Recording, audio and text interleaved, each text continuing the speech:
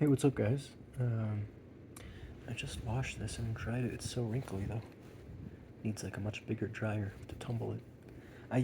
Today I want to talk to you guys about um, religious beliefs. I've been dealing with a lot of, basically, um, basically crap being flung around about how I deserve to die because I'm a non-believer and this and that. And it's like the only time I make statements that remotely paint me as somebody that doesn't enjoy the idea of God and doesn't want people's lives to be saved with faith. The only time I convey that kind of a notion is when I tell people to have some perspective and stop trying to force their religion on other people. And I live in the United States. My parents came from the Arabian Peninsula. I lived my whole life here. I love this country, and I love all the people here. And I mean all the people, right? So, um, if you have some underprivileged gay people, just because I grew up following the religion of Islam, it doesn't mean I'm going to throw them off a cliff or stone them inside of a foxhole. Times change and society adapts, and you do what you best got to do. And it's like I'm not so anti-gay that I stone people. I have friends that come out to me. I have family that come out to me. I have coworkers that come out to me, but they don't come out to any of their other coworkers. I try to be an understanding person that conducts himself in a way that everybody knows that I enjoy having an open mind and a fair perspective. And so I tell people like, look, step into other shoes besides your belief system, and all of a sudden they want to beat up on me, right? My military tag, I put atheist on it because if I die, just throw me in a trench and keep moving on. I don't want somebody to, spend resources putting up a whole, burial charade and stuff. Like, whatever, just put me in the trash can and keep fighting, kind of thing. And all of that is being misconstrued as me being anti-Muslim, against the community that I grew up with. But really, the only times that I come up that I I'm up in arms against the community that I grew up with is when they're covering up for a pedophile youth pastor. When they're covering up financial crimes, um, when they're using their religion as an excuse to treat people worse than others. I mean, um, it's just so un-American. I mean, I don't know how else to put it. I mean, I don't know what your religion is, but there's just no excuse to treat others like they're less because you feel high and mighty. I mean, the moment you start treating other human beings like crap because you're better than them, is the moment you became way too arrogant to be some sort of conveyor or messenger of goodwill. I mean, at that point, your faith became a nuisance and is no longer, some sort of path towards living a graceful life. And I convey that to people, and they're up in arms against me, and they're like, "Oh, the other day, this kid that I grew up with, his name is Zakaria Hassan, aka Zakaria Omar Agha. Um, his dad came up to me, and he was like, uh, "You need to give us your security clearance compensation money. We invested so much money into trying to screw you over, so we can rob you of it, and blah blah blah." And it's like, bro, no, go away, leave me alone. Like, I don't like you. I don't like your son. I stopped hanging out with him a long time ago. Everybody stopped hanging out with him a long time ago. He has this issue with lying all the time and making things up. And so it's like, dude, just leave me alone. I don't even know you. And he was like, you're an apostate. I'm gonna come out there and kill you. I was like, first of all, your son is an actual apostate. Like, he's full blown atheist, and he has been since high school. Second of all, so are you. I mean, you just do it for public image. You're out here drinking beer and smoking hookah all the time. Like, I don't know where he gets off. So it's just random people like that with these underlying interests and they want to rob me. My own mother, she's sleeping with a couple of dudes, and She's single, but she lives her best life, and so she'll sleep with this guy, she'll sleep with that guy. And those guys will be, somebody that's trying to rob me of my security clearance compensation, because they work with the military, and they work with the intelligence community, and they'll go whispering in her ear, telling her to do this and that. And of course, she's a little bit of a vulnerable person. She's had a lot of health issues, and she's just not the same anymore. And so she'll listen to them instead of going, "Hey, no, that's my son. I'm not gonna work against my son." I mean, you get laid a few times, and somebody whispers in your ears a few times, and all of a sudden she's out after me. And she's like, "I'm gonna tell everybody you're retarded. I'm gonna try to put you under a conservatorship." It's like, okay, ma. And she's another one of those religious zealots, right? She doesn't think when I was growing up, she didn't think I was religious enough because I would just pray the normal prayers, but I wouldn't pray sunnah and stuff. And it's like, well, like, between myself and God, I was like, okay, well, the reason I'm not going to do all this extra prayer stuff is because I barely get myself to do the normal prayers sometimes. And it wasn't a depression thing. It wasn't an ADHD thing. It was just, it just felt like a little bit of a chore instead of being able to enjoy it like yoga when I was younger. And so, I was having trouble with that, and she became like a little bit terroristy, a little bit force her religion on me in her own way.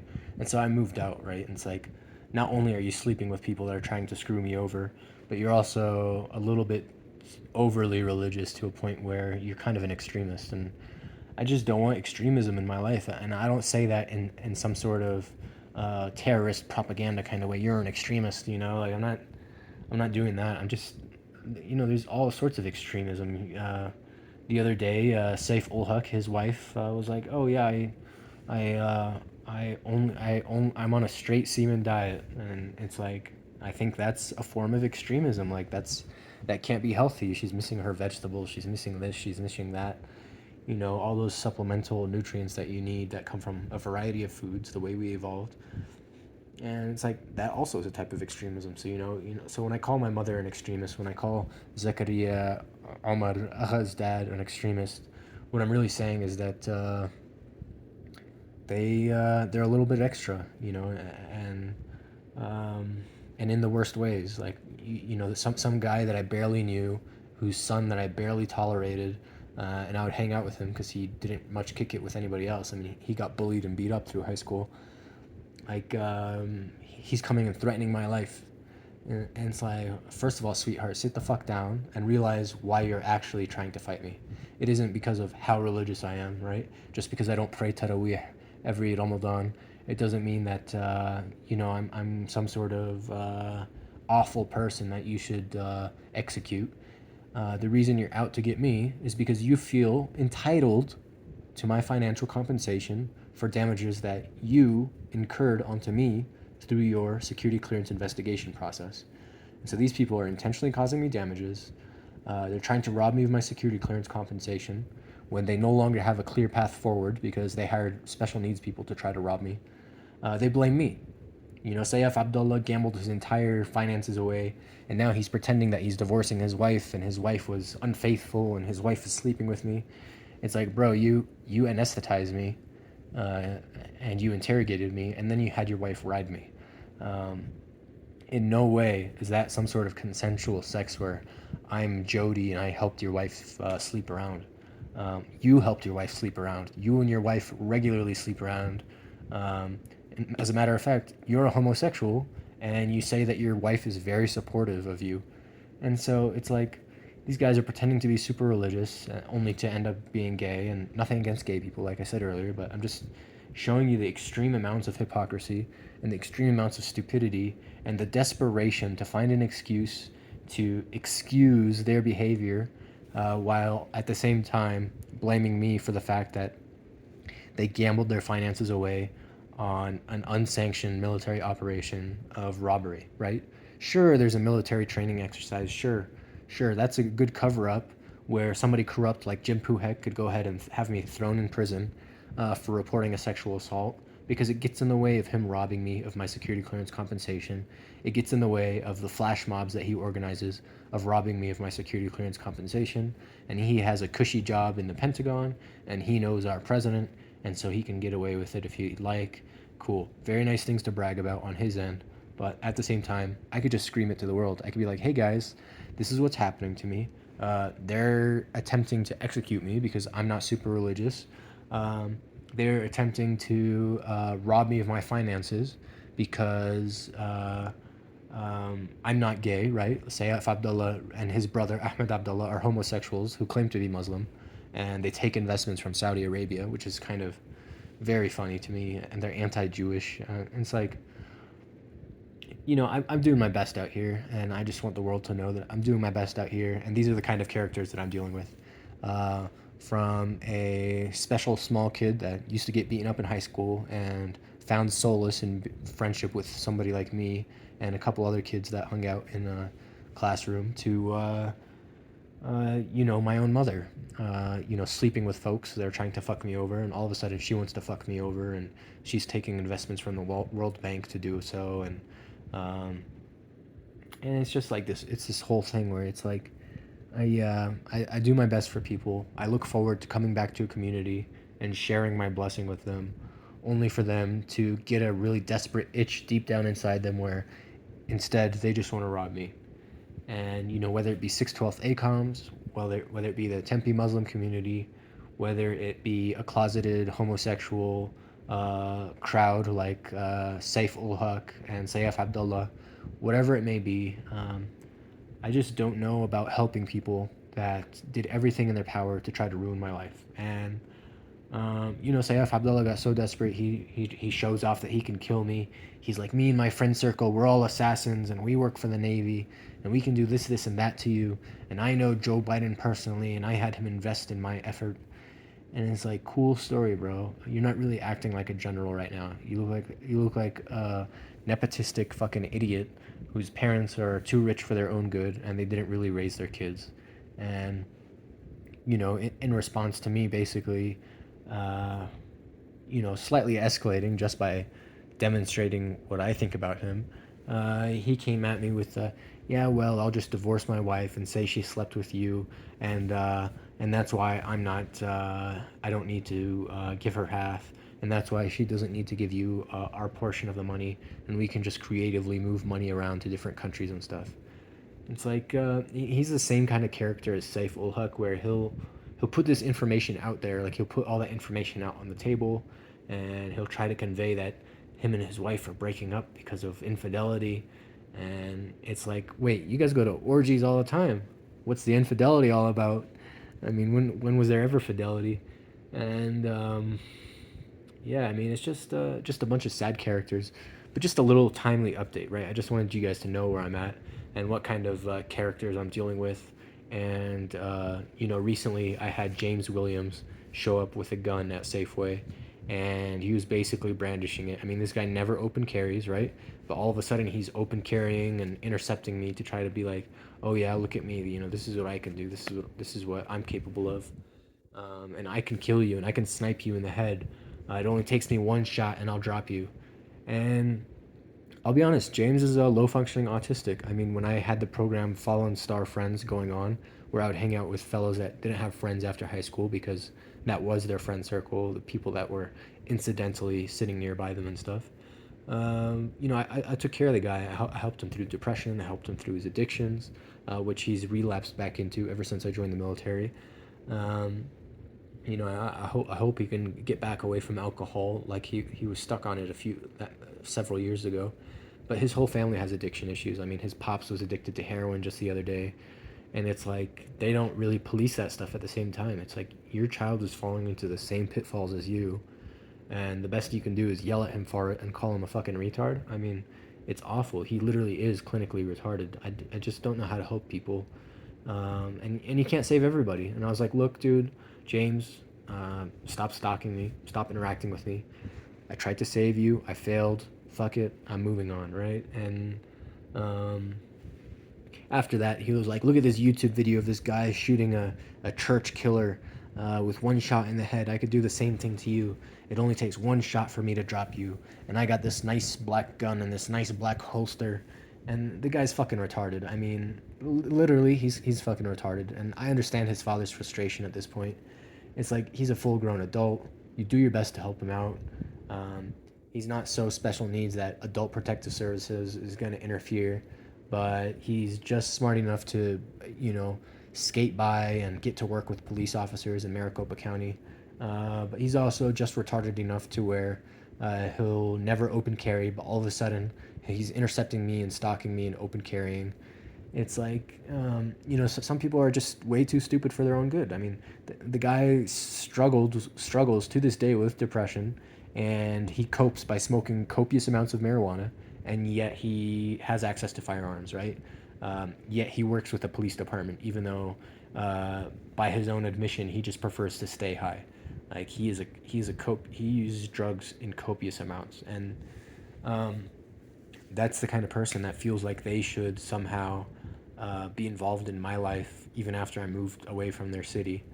It's like I feel like I did my part. I feel like I volunteered where I could. I feel like I look to do my best for my communities, even ones that I've separated myself from. And they come at me with all this crap, right? Like the special needs group that I would babysit, whether it be my cousins or whether it be James Williams or, you know, other folks. They'll come into my life trying to impose themselves on me. Why? Because Saif ul Haq pays them bribes too. He says, look, if we rob him of his security clearance compensation, we could all share it.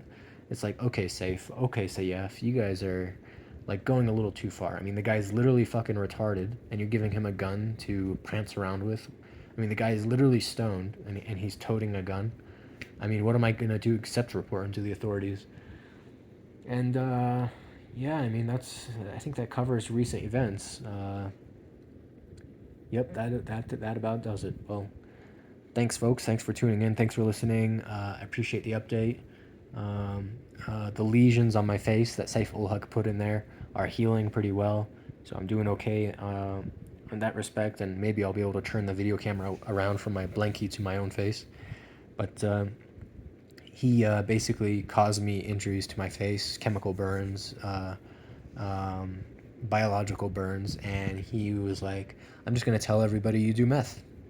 I was like, really, dude? I'm the guy that has it together. I go to college, I work, you know, and you're gonna come at me with this notion that I smoke meth? Like, you're the person who basically gambled his entire life savings away trying to rob somebody of security clearance compensation. I mean, imagine that, a general going broke and getting a lot of debtors, uh, taking out a ton of loans, trying to screw one person over. He'll buy businesses out where I work. He'll buy vehicles that go on sale. Um, he'll pay bribes so people operate their businesses in a certain way that's disadvantageous towards me. Um, and he'll call me the druggie at the end of the day. The truth is, him and his friends do copious amounts of cocaine. They smoke tons of weed, whereas I'm straight edge, and it rubs him the wrong way that I am. He's like, "How can you cope with this world and just raw dog it? You know, you need to do drugs." And it's like, no, I don't. You know, like I can recreationally enjoy this or that every once in a while, but I don't touch hard Schedule One shit ever. And I don't know. It just feels like too much to explain sometimes. Like when you try to explain somebody else's stupidity, it just starts to dawn on you even harder just how fucking stupid they are. And when we're talking about Saif ul Haq, a guy with fetal alcohol syndrome and a concurrent issue of microcephaly that occurs because of fetal alcohol syndrome, and his brain is undeveloped, it's like you get tired of explaining that fucking idiot stupidity. It's like he's given this power in government because his parents pay bribes, his father's some sort of big shot, right? And everybody else has to deal with his retardation. And you know what? Saif ul Haq himself, if anybody feels like they're owed more money than I'm able to disperse for some reason or the other, I think they should go talk it out with Saif ul Haq because he himself is clinically retarded, yet put in charge of this whole heist operation by his father and by his community. And basically, my feet are being put over the fire because I should have just let the retarded kid rob me. To that, I say, fuck that. That's fucking stupid. I'm not gonna let some entitled retarded kid rob me. Like, I literally lived with the kid to take care of him. I would wipe his ass, change his diapers, cook him food, make his friends tea when they came over. and I'd clean like the entire house. And at the end of all that, the retarded kid is gonna say, "Well, your mother paid me money out of a trust." It's like, yeah, well, she's sleeping around with the people that she's paying out of the trust. So, who gives a shit what she thinks? Who gives a shit what she says? You know, I used to have respect for her. There used to be this underlying layer of love, but she's just gonna paint me as autistic because I enjoy engineering and drawing and reading more than I do hanging out with groups of people. Like, different people have different personalities. I hate to break it to you. So, you know, and it's like she's like sexually compromised by these folks, and she's trying to paint me as an asshole. It's like, okay, honey, good luck with everything. I gotta go, and you know, off I go.